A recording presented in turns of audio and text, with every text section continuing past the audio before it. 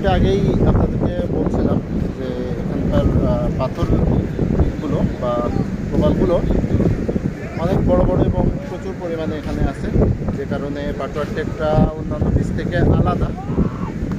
এখন সেটাই আপনাদেরকে একটু দেখানোর চেষ্টা করছি কাছ থেকে।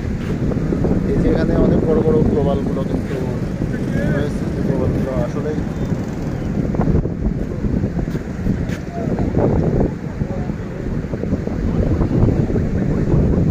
এ ধরনের অসংখ্য প্রবাল এখানে রয়েছে, যেগুলো খুবই সুন্দর এবং বেশ বড় বড়।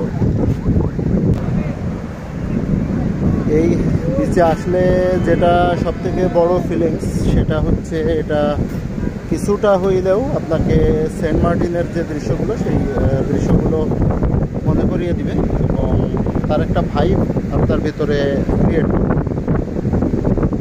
যেমনটি দেখছেন অনেক দূর পর্যন্ত, এইদিকে অনেকটা দূর পর্যন্ত এই ধরনের প্রবাল আছে এবং এই পাশ দিয়ে দেখছেন এখানে পানির ভেতরেও অনেক প্রবাল এখানে কিন্তু রয়েছে, যেগুলোতে আপনি হেঁটে হেঁটে উপভোগ করতে পারবেন। কিন্তু বিষয়টা হচ্ছে এই পাথরগুলো প্রচণ্ড ধারালো হয়ে থাকে, যে কারণে এখানে আসলে অবশ্যই সতর্কতা অবলম্বন করতে হবে যে এখান থেকে যেন পিছলে পড়ে না যান।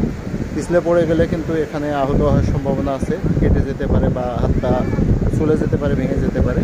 যে কারণে অবশ্যই এখানে আসলে সতর্কতা অবলম্বন করতে হবে। এই পাথরগুলোতে বসে উপভোগ করতে হইলে অবশ্যই খেয়াল করতে হবে যে যে পাথরগুলো মসৃণ সেই পাথরগুলোতে বসার জন্য। একটু আপনাদেরকে দেখাই যে এই ধরনের পাথরে কিন্তু বসে আপনি এখানকার যে সৌন্দর্য সেই সৌন্দর্যগুলো উপভোগ করতে যাবেন না, কারণ এইগুলা এই যে কাছ থেকে একটু দেখা এইগুলা অত্যন্ত ধারালো হয়ে থাকে, যে কারণে এখানে বসলে যে কোনো ধরনের অঘটন ঘটতে পারে।